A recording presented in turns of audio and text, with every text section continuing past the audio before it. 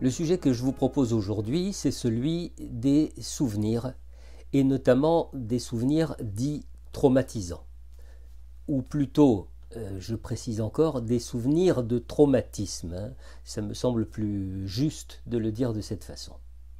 Alors, deux choses me semblent indispensables à mettre en avant pour permettre à notre écoute de demeurer totalement ouverte. Le premier point nous vient de la réflexion freudienne. Et le second nous est fourni par les neurosciences comme une espèce de confirmation du premier point.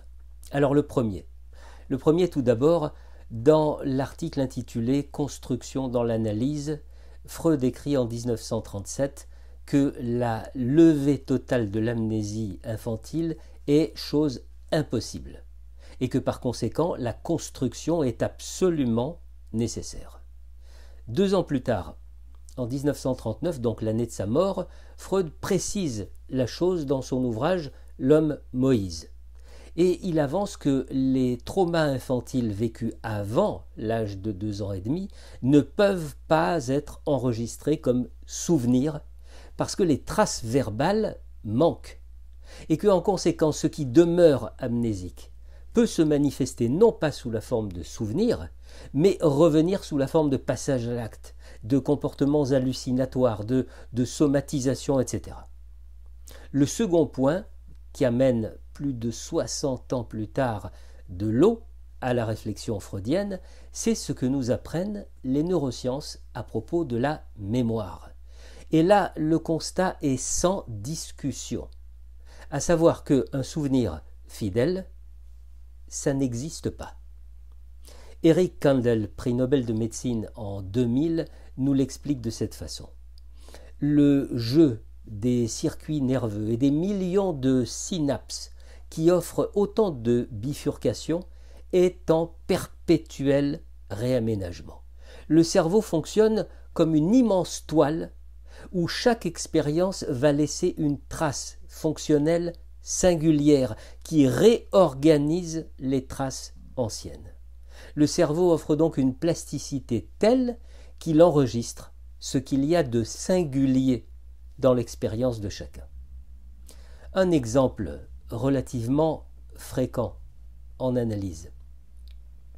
Un patient évoque un rêve, ou sa phobie de l'avion, ou de l'autoroute, ou encore un malaise inexpliqué, une attaque de panique, bref, des circonstances très variées liées par un point commun.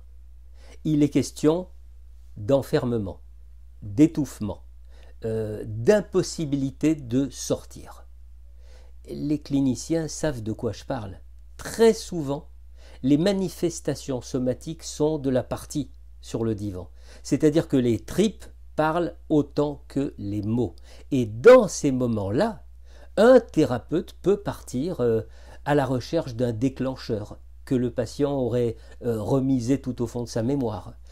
Le patient lui-même peut évoquer un événement de son histoire qui serait, selon lui, à l'origine de ces symptômes. Question, et alors? Premièrement, la révélation du déclencheur ne changera rien aux symptômes. Deuxièmement, rien ne dit que l'événement en question a été réellement vécu. Il peut venir à la pensée d'un autre thérapeute les travaux de Stanislas Grof avec ses matrices périnatales et avant lui ceux de Otto Rank considérant la naissance comme le traumatisme premier, fondateur, fondamental.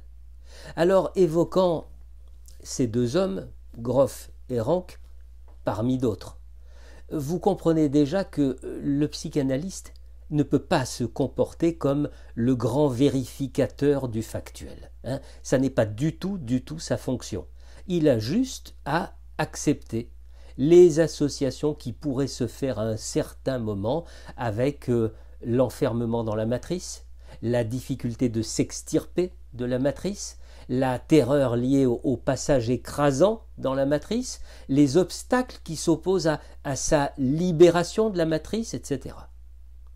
En outre, se contenter de l'aspect descriptif d'un trauma, et même et même de son aspect cathartique, ne saurait suffire. Parce que au-delà de ce que je viens de mettre en avant, on sait que tout le passé d'un sujet se trouve obligatoirement recomposé par la cure analytique. Si, comme le précisait Freud, une part de l'originaire échappe forcément à la mise en mots ou à la mise en scène fantasmatique, eh bien on comprend que le récit produit par l'analysant comporte à l'évidence une part de construction.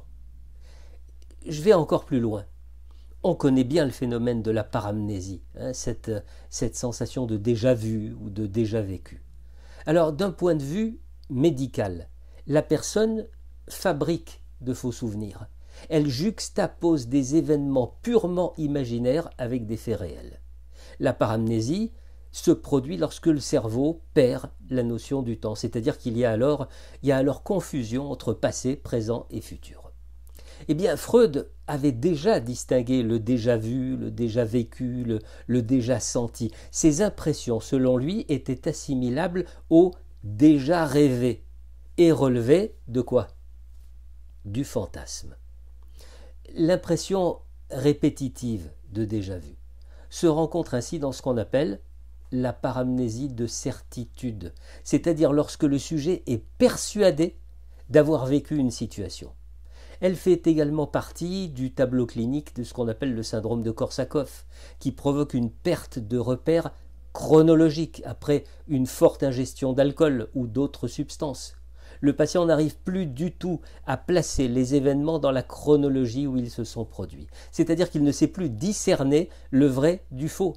Et il fabrique alors inconsciemment des souvenirs ou croit revivre des situations.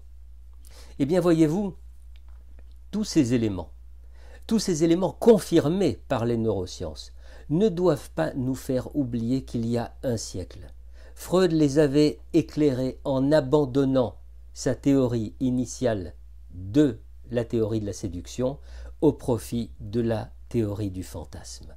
Ce qui aujourd'hui encore doit être présent à notre esprit lors de l'écoute du récit de souvenirs, qu'il soit traumatique ou non. La construction est toujours présente, il faut l'accepter. Quel que soit le degré de vraisemblance du récit, le but n'est pas de le valider ou de l'infirmer. C'est de la matière. Voyons simplement ce que la parole de l'analysant va en faire.